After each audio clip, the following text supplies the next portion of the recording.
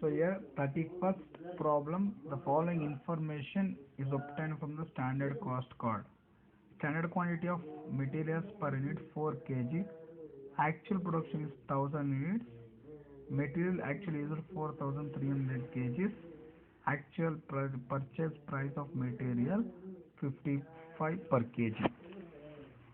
So ಇಲ್ಲಿ first ನಾವು given data actual quantity ಕೊಟ್ಟಿದ್ದಾನೆ ಎಷ್ಟು 4300 kgs. ಆಕ್ಚುಯಲ್ ಪ್ರೈಸ್ ಕೊಟ್ಟಿದ್ದಾನೆ 55. ಸ್ಟ್ಯಾಂಡರ್ಡ್ ಪ್ರೈಸು ಮಿಸ್ ಆಗಿದೆ, ದಟ್ ಈಸ್ 50. ಸೊ 50ನ ಅಲ್ಲಿ ನೀವು ಬರ್ಕೊಳ್ಳಿ. ಇವಾಗ ನಾವು ಅಸರ್ಟೈನ್ ಮಾಡಬೇಕಾಗಿರೋ standard quantity. See here the following information standard quantity of material per unit 4 kgs. ಒಂದು ಯೂನಿಟ್ ಪ್ರೊಡಕ್ಷನ್ ಮಾಡಬೇಕು ಅಂದರೆ 4 kgs ಬೇಕು. Actual production of 1000 units. So ಇಲ್ಲಿ ಒಂದು ಯೂನಿಟ್ಸ್ನ ಮ್ಯಾನುಫ್ಯಾಕ್ಚರ್ ಮಾಡಬೇಕು ಅಂದರೆ 4 kgs ಬೇಕು. ಸೊ ಆ್ಯಕ್ಚುಯಲ್ ಪ್ರೊಡಕ್ಷನ್ 1000 ಯೂನಿಟ್ಸ್ಗೆ ಎಷ್ಟು ಬೇಕು? ಸೊ 4/1 × 1000 ಮಾಡಿಕೊಂಡ್ರೆ ನಿಮಗೆ ಸ್ಟ್ಯಾಂಡರ್ಡ್ ಕ್ವಾಂಟಿಟಿ ಬರುತ್ತೆ, ದಟ್ ಈಸ್ 4000 kgs. ಇನ್ನೊಂದ್ಸಲ ಹೇಳ್ಕೊಂಡು ನೋಡ್ಕೊಳ್ಳಿ ಸ್ಟ್ಯಾಂಡರ್ಡ್ ಕ್ವಾಂಟಿಟಿ. ಸೊ ಇಲ್ಲಿ 1 kgನ ಪ್ರೊಡ್ಯೂಸ್ ಮಾಡಬೇಕು ಅಂದರೆ you need 4 kgs of materials. So ಇಲ್ಲಿ ಸ್ಟ್ಯಾಂಡರ್ಡ್ ಕ್ವಾಂಟಿಟಿ ಬಂದು 4/1 × 1000, 4000 kgs of standard quantity. So given data standard quantity 4000 kgs, standard price 50, and then actual quantity 4300 next, and then actual price 55. so ನೀವು ಮೂರು material ವೇರಿಯನ್ಸಸ್ನ calculate ಮಾಡಬೇಕು. That is material price variances, material cost variances, material usage variances. Next 32nd. So 32nd ಏನು ಮಾಡಿದ್ದಾರೆ ಅಂದರೆ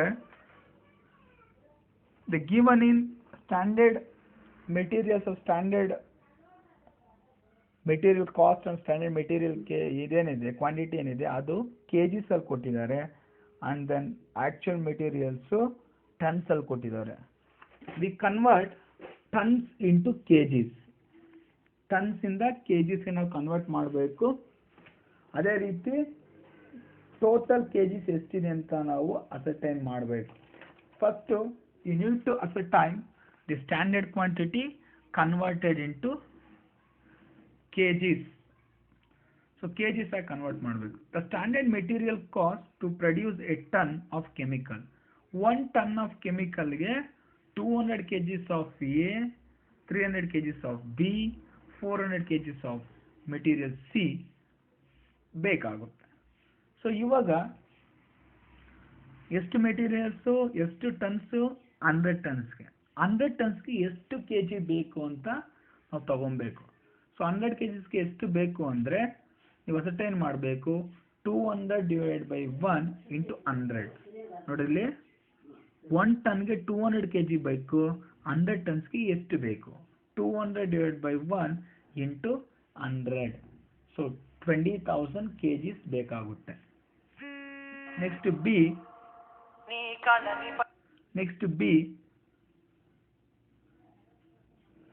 300 kgs of material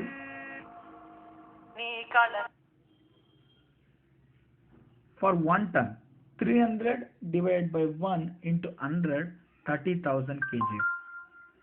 Next 400/1 × 100, 40,000 kgs. So ಇದು standard quantity. Next so here converted into kgs. so kgs 1 ಟನ್ಗೆ 1000 kgs ಬರುತ್ತೆ. So ಇಲ್ಲಿ first 30 tons ಕೊಟ್ಟಿದ್ದಾನೆ.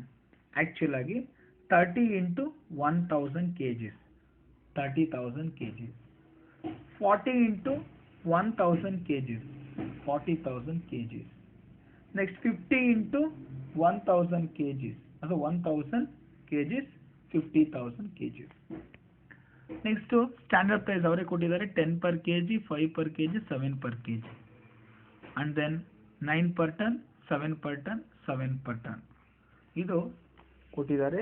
ಇದನ್ನ basis ಮೇಲೆ standard quantity ಇನ್ನೊಂದ್ಸರಿ ನೋಡ್ಕೊಳ್ಳಿ, ಹೇಳ್ತೀನಿ.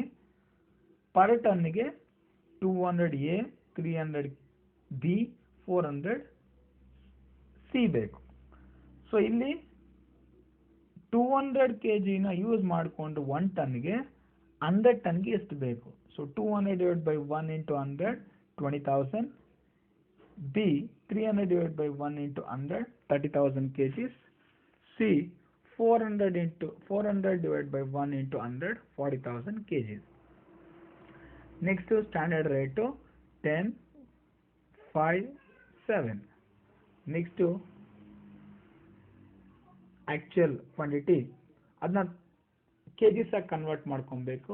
1 ton equals 1000 kgs, 30 into 1000, 30,000, 40 into 1000, 40,000, 50 into 1000, 50,000. Actual rate A,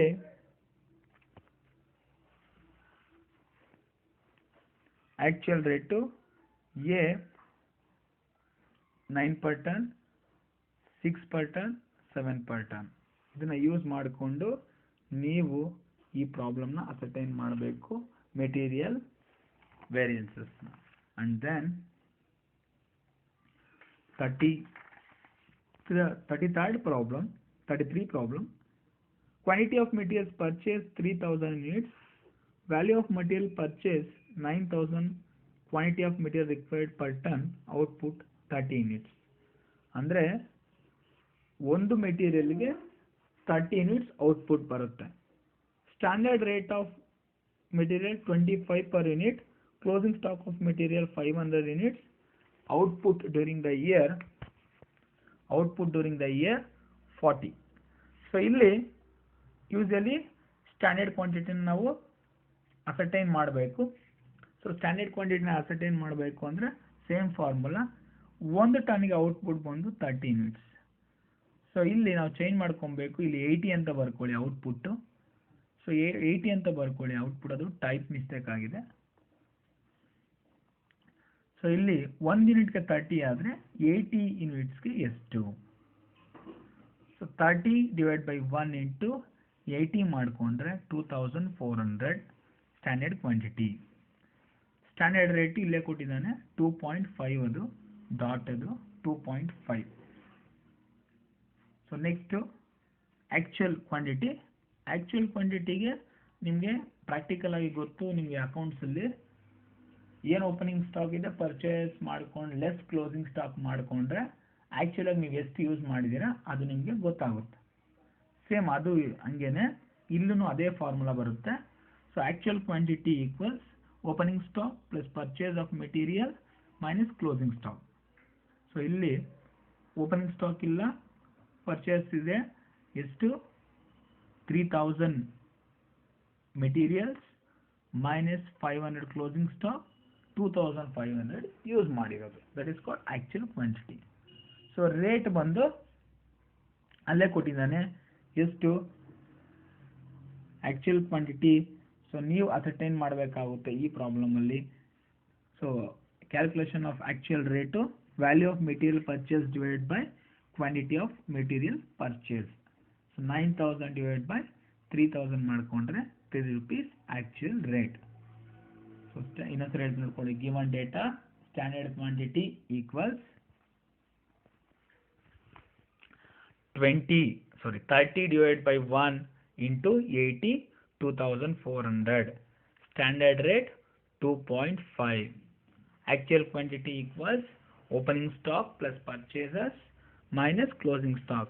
Opening stock nil, purchase 3000 minus closing stock 500 ಮಾಡಿಕೊಂಡ್ರೆ 2500 units ಬರುತ್ತೆ. The actual rate equals value of material purchase 9000 divided by quantity of material purchase 3000. 9000 divided by 3000, 3 rupees. So ಇದ್ರ basis ಮೇಲೆ ನೀವು 33 ಪ್ರಾಬ್ಲಮ್ನ workout ಮಾಡಿ. Next 34 ನೋಡ್ರಿ. So 34, for making of 10 kg of Chemeco, the standard material requirement is material A, B, quantity ಕೊಟ್ಟಿದ್ದಾನೆ 8, 4, rate per kg 6.4.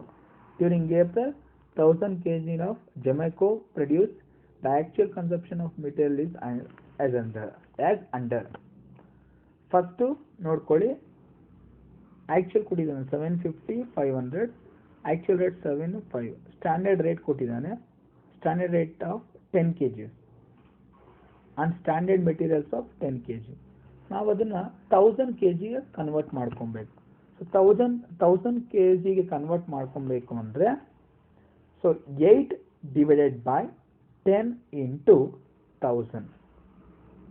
So 8 ಇನ್ನೊಂದು ಹೇಳಿ ನೋಡ್ಕೊಳ್ಳಿ, 8 divided by 10 into 1000.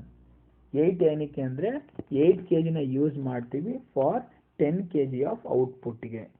8 kg of 10 kg output ಬರಬೇಕಂದ್ರೆ 8 kg ಆಫ್ ಎ ಯೂಸ್ ಮಾಡಿಕೊಂಡ್ರೆ 1000 kgಗೆ ಎಷ್ಟು? ಅದು standard quantity of A. ಆಮೇಲೆ ಬಿದು 4 divide by 10 into 1000. ಅಂದರೆ 10 kg ಆಫ್ ಜೆಮೆಕೋಗೆ 4 kg ಯೂಸ್ ಮಾಡಿಕೊಂಡ್ರೆ 1000 kgಗೆ ಎಷ್ಟು? That is 400. 4 ಡಿವೈಡ್ ಬೈ 10 0.4 ಬರುತ್ತೆ, ಇಂಟು 1000 ಮಾಡಿಕೊಂಡ್ರೆ 400 ಬರುತ್ತೆ. So given data standard quantity 800, 400, standard price 6.4, actual quantity 750 500, actual price 7 and 5. material variances ನ ಕ್ಯಾಲ್ಕುಲೇಟ್ ಮಾಡಿ.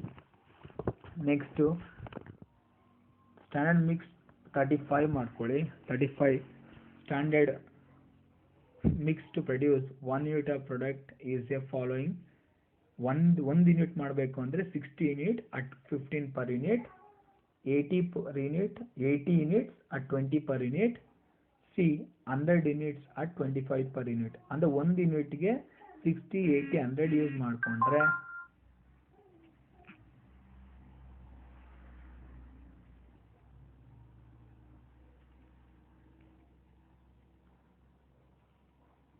$60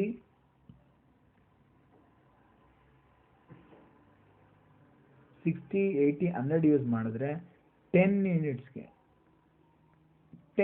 ಎಷ್ಟು ಅಂತ ಅಂದರೆ 60 divided by 1 into 10, 80 divide by 1 into 10, 100 divide by 1 into 10 ಮಾಡಿಕೊಂಡ್ರೆ ನಿಮಗೆ ಸ್ಟ್ಯಾಂಡರ್ಡ್ ಕ್ವಾಂಟಿಟಿ ಬರುತ್ತೆ. ಸೊ ಸ್ಟ್ಯಾಂಡರ್ಡ್ ರೇಟ್ ಇಲ್ಲೇ ಕೊಟ್ಟಿದ್ದಾನೆ 50 20 25. ಆ್ಯಕ್ಚುಯಲ್ ಕ್ವಾಂಟಿಟಿ ಕೊಟ್ಟಿದ್ದಾನೆ 640 950 870 ಆ್ಯಂಡ್ ಆ್ಯಕ್ಚುಯಲ್ ರೇಟ್ ಕೊಟ್ಟಿದ್ದಾನೆ 7.5 18 27.5 ಪರ್ ಯೂನಿಟ್. ಸೊ ಇಷ್ಟನ್ನು ಬೇಸಿಸ್ ಮಾಡಿಕೊಂಡು ನೀವು 35th ಪ್ರಾಬ್ಲಮ್ನ ಕ್ಯಾಲ್ಕುಲೇಟ್ ಮಾಡಿ ಮೆಟೀರಿಯಲ್ ವೇರಿಯನ್ಸಸ್ನ ನೆಕ್ಸ್ಟು ವಿಡಿಯೋದಲ್ಲಿ ಶೇರ್ ಮಾಡ್ತೀನಿ. 36 37 38 ಅಪ್ ಟು 38ವರೆಗೂ ಇವತ್ತು ಕಂಪ್ಲೀಟ್ ಮಾಡಬೇಕು. Just wait and C.